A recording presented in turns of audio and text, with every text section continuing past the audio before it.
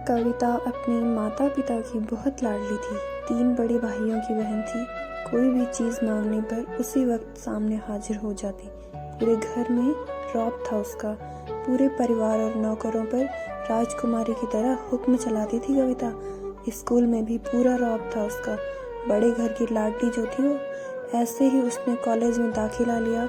उसके ठाट बाट बड़ी गाड़ी में आना जाना, हर दिन नया फैशन देखकर हर कोई उससे दोस्ती करना चाहता था। थोड़े ही दिनों में उसके बहुत से दोस्त बन गए। पूरे कॉलेज में उसकी अपनी ही एक पहचान थी। इन दिनों उसके घर एक रिश्ता आया। खानदानी लोग थे और पापा की पुरानी जान पहचान थी। उनके साथ कविता के साथ कोई जबरदस्ती नहीं की, पर कविता ने फिर भी हाँ कर दी, क्योंकि वह अपने परिवार से बहुत प्यार करती थी। वह जानती थी कि वह लोग उसका अच्छा ही सोचेंगे। लड़के का नाम राज था। राज काफी पढ़ा लिखा और समझदार लड़का था। ससुराल वाले भी बहुत अच्छे थे। ससुराल में कविता की जगह वैसे ही थी जैसे कि मायके में। कोई भी कार्य कविता की सलाह के बिना नहीं होता था। सबकी लाडली बहू बन गई थी वह। फिर उसके घर एक बेटे का जन्म हुआ। राहुल कविता को जान से प्यारा था। पोता पाकर ससुराल वाले तो फूले नहीं समाते थे। कविता कभी कभी सोचती कि उसकी किस्मत कितनी अच्छी है, उसका हर अपना उससे कितना प्यार करता है। चाहे जीवन में कैसा भी समय आए, मेरे अपने हमेशा मेरे साथ हैं। मैं कभी अकेली नहीं हो सकती। कितनी खुशकिस्मत हूँ मैं। पर शायद कविता की खुशियों को उसकी अपनी ही नजर लग गई। एक दिन वह मायके जाने की जिद कर बैठी। राज को बहुत काम था, लेकिन वह फिर भी उसे ले गया। रास्ते में उसकी गाड़ी अन्य गाड़ी से टकरा गई। कविता, राज और राहुल बहुत बुरी तरह से जख्मी हो गए। काफी दिनों के इलाज के बाद राज और राहुल तो ठीक हो गए, लेकिन कविता पूरी तरह ठीक न हो सकी। सर पर चोट लगने के कारण वह अपनी आंखों की रोशनी खो बैठी। अब कविता की किस्मत जैसे उल्टे पांव चलने लगी। मायके वाले कुछ दिनों तक उसे मिलने आते रहे, फिर कभी कभार फोन ही करके पूछ लेते कि अब कैसी हो। धीरे धीरे ये सिलसिला भी कम हो गया।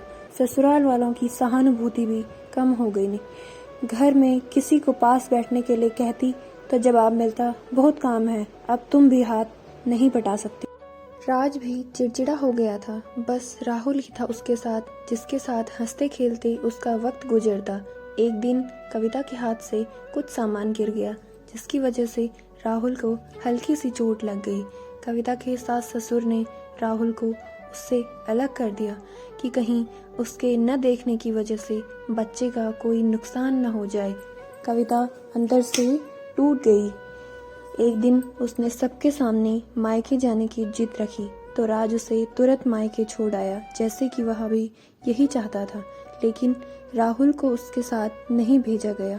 कविता कभी राहुल से दूर नहीं रही थी, पर अपनी कमी के कारण उसने ज्यादा बहस नहीं की। कविता को लगा कि वह 3-4 दिन वहाँ रहेगी तो थोड़ा हवा पानी बदल जाएगा, क्योंकि वह कितने दिनों से कहीं भी बाहर नहीं गई थी। घर वाले भी इतने दिनों बाद उसे देखकर कितने खुश होंगे। कविता के घर पहुँचने पर सब लोग बहुत खुश हुए। खाने में सब कुछ कविता की पसंद का ही बना था। उसने अपने पापा और भाई भाभीियों से दिल खोलकर बातें की। उनके छोटे छोटे बच्चे भी बुआ के साथ घुल मिल गए थे। रात को सोने के वक्त जब वह कपड़े बदलने लगी तो उसे पता चला कि उसका बैग तो बहुत भारी हुआ था। वह समझ गई। वह बहुत उदास हो गई। कुछ दिनों तक तो सब ठीक रहा, फिर जैसे सब बदलने लगा। सबका व्यवहार बदल रहा था। वह लोग जैसे थक चुके थे उससे। सब लोग घुमा फिरा कर पूछने लगे कि राज कब आ रहा है उसे ले जाने। वह बहाना बना देती, जबकि वह जानती थी कि उस घर में अब उसके लिए कोई जगह नहीं। कविता से चलते वक्त कुछ न कुछ नुकसान हो जाता। थोड़ी बहुत टोका टोकी उसे सुनाई देती, वह टाल देती। एक दिन उसके हाथ से लगकर एक कीमती फूलदान टूट गया। छोटी भाभी ने बहुत हंगामा मचाया। कविता के माता पिता रोज रोज की झमेलों से तंग आ गए थे। उन्होंने राज को खुद से फोन कर दिया। राज कविता को अपने घर ले गया। कविता को अपने परिवार वालों से ये उम्मीद ना थी। जिस कविता के कहे बिना घर से एक पत्ता भी नहीं हिलता था, उस घर के लिए वह अब बोझ बन चुकी थी। राज के साथ ससुराल आते वक्त वह बहुत खुश थी, क्योंकि वह अपने घर जा रही थी, अपने जिगर के टुकड़े राहुल के पास, परंतु यह खुशी भी कुछ पल की ही थी।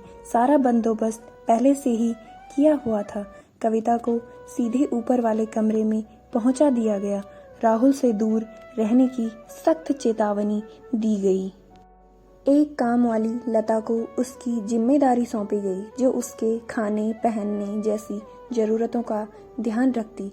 कविता ज्यादातर चुप ही रहती, कभी कभी काम वाली लता से थोड़ा बतिया लेती। उसके जरिए राहुल का पता चल जाता, जबकि सबकी लाडली बेटी